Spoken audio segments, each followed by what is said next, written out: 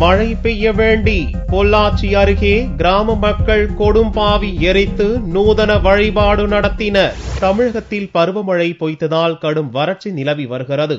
விவசாயம் செய்ய முடியாமலும் பொதுமக்களுக்கு குடிநீர் தட்டுப்பாடும் நிலவி வரும் நிலையில் மழை வேண்டி பொள்ளாச்சி அருகே உள்ள நல்லூர் கிராம புதுக்காலனி வாசிகள் கொடும்பாவி எரித்து நூதன வழிபாடு நடத்தினர்.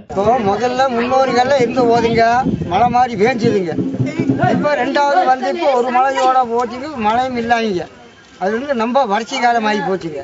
இப்போ அதனால இப்போ நாங்கள் வறட்சியானதுனால தண்ணி குடிக்கிறதுக்கும் கிடையாதுங்க.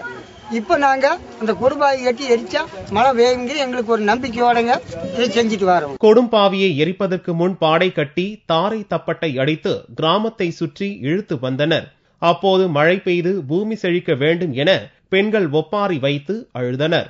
தங்களது மூதாதையர் காலத்தில் வறட்சி நிலவிய போது மழை பெய்ய வேண்டும் என வருண பகவானை வேண்டி கொடும்பாவி எரித்து வழிபாடு செய்து வந்தனர் என்றும், அப்போது மழை பெய்ததாக நம்பிக்கை தெரிவித்த கிராம மக்கள் தாங்களும் தங்களின் மூதாதையரின் வழியை பின்பற்றுவதாக கூறினர்.